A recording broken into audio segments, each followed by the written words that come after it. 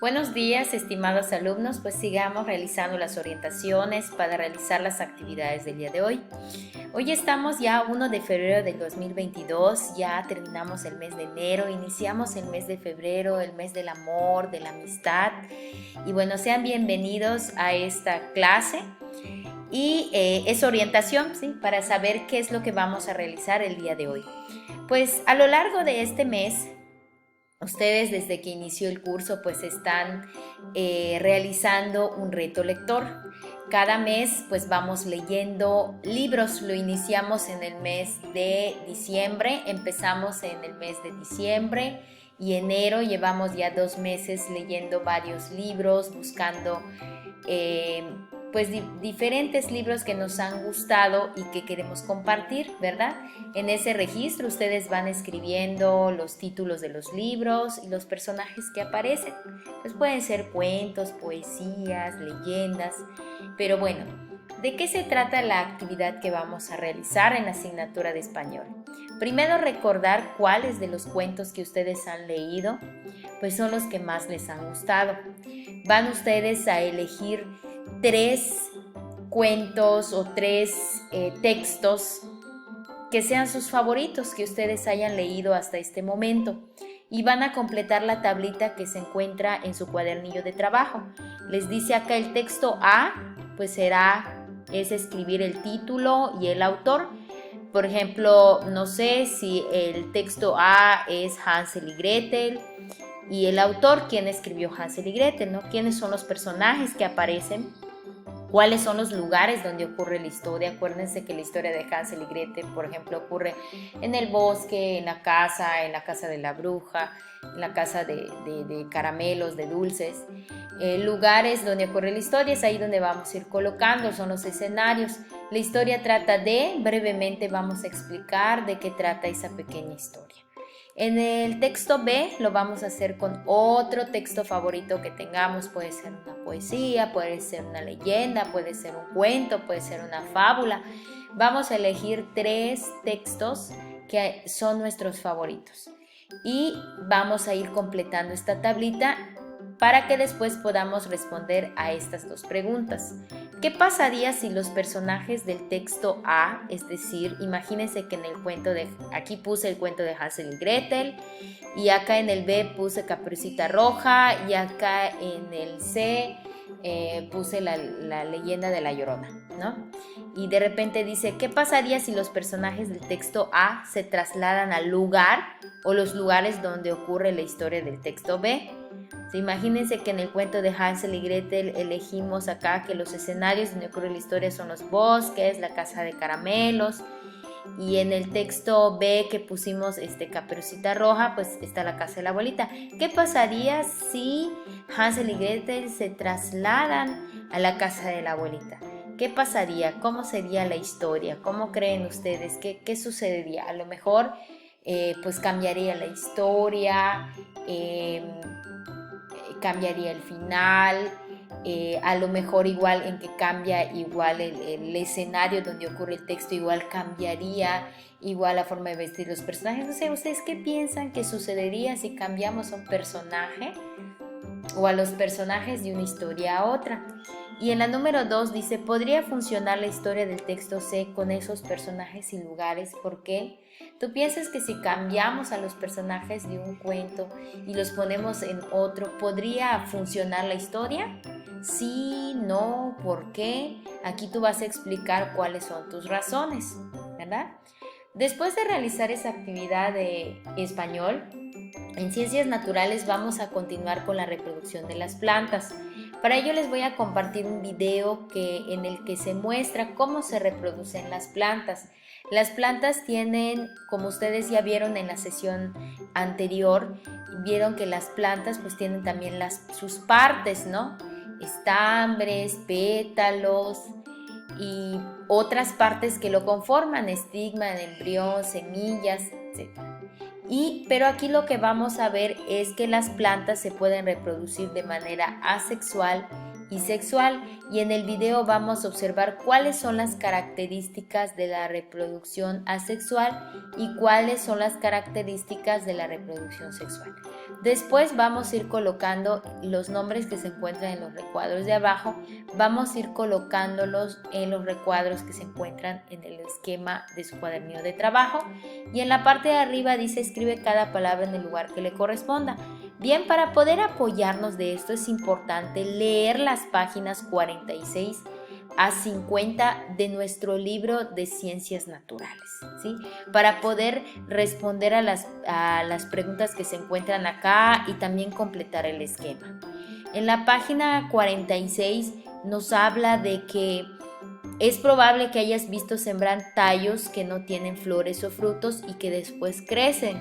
¿Conoces alguna planta de este tipo? ¿Qué pasa si siembras el tallo de un geráneo o un malbón? Es un tipo de flor. Platícalo con tus compañeros y traten de explicar cómo sucede esto. Es decir, aquí hemos observado que de repente cuando sembramos una semilla, pues germina una planta. Pero ¿qué sucede cuando sembramos un tallo? ¿Qué pasa con esto, ¿no? En el video también nos explica, y aquí vamos a ir comentando en la página 47. Dice que al sembrar el tallo de un geráneo, malbón o clavel en condiciones adecuadas, crece una nueva planta. Muchas plantas pueden reproducirse por medio de los tallos, de las hojas y de las raíces. Este tipo de reproducción no hay unión de las células sexuales masculinas con las femeninas, por eso se llama reproducción asexual. De este modo, un organismo origina a otro a partir de una pequeña parte de sí mismo. Es como cuando mamá agarra una plantita y te dice, ¿tienes zapazote en tu casa? No, pues te voy a regalar un pedacito de este. Y lo llevas y lo siembras y de repente sale, ¿no? Una nueva plantita de epazote. Esa reproducción es asexual porque solamente utilizamos el tallo o una parte de esa planta para poder sembrarla. En el video también vamos a ver explicación acerca de la reproducción asexual, a diferencia de la reproducción de las plantas cuando son sexual. ¿Qué quiere decir? Aquí, por ejemplo, nos habla de la reproducción de las plantas y el ambiente. Antes de que se produzca la fecundación, es necesario que el polen sea transportado de una antera al estigma. Cuando el polen queda adherido al estigma, se produce la fecundación y a este proceso se le llama polinización. Pero si sopla el viento, ¿será fácil que los granos del polen caigan precisamente en el estigma de una flor? ¿Y será fácil que esa flor sea precisamente de la misma especie que la que produjo el polen? Bueno, en el video vamos a observar igual qué es la polinización, ¿no? Sabemos que las abejitas forman parte importante de la polinización, las mariposas o algunos pequeños insectos son importantes en la polinización, es decir, llevan el polen de una flor a otra y esto hace que se reproduzcan nuevas plantas, pero en el video lo vamos a ver con más detalle. Y bueno, en la página en 49 igual nos habla de que hay miles de flores en la naturaleza que requieren de la polinización para producir semillas y la acción del viento no es suficiente para que éste se lleve a cabo. Existen muchas especies de insectos u otros animales que viajan de flor en flor para alimentarse de su néctar. El néctar es un líquido muy dulce que se encuentra en el interior de una flor. Y cuando los insectos y otros animalitos se alimentan, el polen se adhiere a sus patitas, a sus picos o a sus trompas, según sea el caso. Y en su búsqueda de más alimento en otras flores van depositando, involuntariamente ellos no lo saben, el polen que van recogiendo de una flor en el estigma de otra. Es probable que al revisar la actividad de esta página pues te des cuenta de este proceso, ¿no? De la polinización. Y bueno, aquí nos marca que podemos hacer igual un experimento, ya sea con talco y confeti que tengamos en casa. Si tienen ustedes el material en casa, pues hagan este experimento para ver cómo es que realmente funciona en el proceso de la polinización, el polen, y háganlo con talco y con confeti si tienen en casa. Si no tienen, pues tampoco se angustien por eso. Con los videos bastará. Aquí en la página 50 nos habla igual de que las semillas producidas por una planta, si cayeran exactamente bajo de donde surgieron, en ese mismo sitio, crecerían tantas plantas que agotarían la tierra del lugar y morirían. ¿Por qué no ocurre así? Piensa en la planta llamada diente de león, que crece en diferentes lugares y rara vez se encuentran varios juntos. O sea, si las plantas se encontraran una juntita de otra, pues no habría espacio para tener más, ¿verdad? Entonces por eso dice que aquí es importante la polinización, porque van creciendo plantitas en otras partes. Bueno, la actividad que van a hacer después de leer esas páginas es también investigar. Ustedes van a investigar qué es la polinización, qué es la dispersión de semillas y qué es la germinación. Esto lo pueden investigar ustedes en internet para escribir en qué consiste cada una y buscar un dibujito que lo represente. Pueden imprimir el dibujo o bien, si no lo pudieron imprimir, pueden dibujarlo. Yo les voy a enviar también los videos al grupo de WhatsApp acerca de la polinización y la germinación para que podamos ver esta diferencia. Los que entremos a clase virtual, pues ahí vamos a ver los ejemplos. En la asignatura de matemáticas lo que vamos a resolver es el desafío número 23, que se llama piso laminado de madera. En la página 43 se encuentra y vamos a hacerlo siguiendo paso a paso pues el video. Aquí lo importante es que ustedes observen muy bien la información, el cartel, para que a partir de ese podamos resolver los problemas que se encuentran. Aquí son solo 3 problemas y estos problemas se resuelven observando la información que se encuentra acá.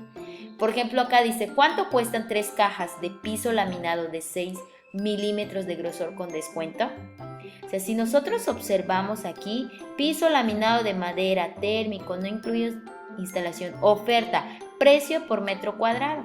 6 mililitros de grosor cuesta 200 pesos. Se vende por caja cerrada. Caja de 6 mililitros cubre 4 metros cuadrados. Caja de 7 mililitros cubre 3 metros cuadrados. Este producto tiene un descuento de 10 pesos por cada 100. Imagínense, ¿cuánto cuestan 3 cajas de 6 milímetros? Es decir, aquí 6 milímetros de grosor cuesta 200 pesos, ¿verdad? 200 pesos cuesta la caja, pero aquí me dice con descuento, entonces tengo que sacar la cuenta. Acuérdense, ¿cuántos son 3 cajas? 3 cajas de a 200 menos el descuento. O sea, aquí se va a descontar 10 pesos por cada 100. ¿Sí? Entonces, siguiendo los pasos del video podemos llegar nosotros también al resultado. Y esas son las actividades con las que vamos a ir terminando, ¿sí? El día de hoy. Cualquier duda podemos preguntar en el grupo de WhatsApp, pero no olviden, por ejemplo, aquí, si tenemos que hacer 1 o 2 operaciones, como ya hemos visto en temas anteriores, ¿sí? Muy bien, pues me despido de ustedes, chicos, y deseo que tengan ustedes un excelente día.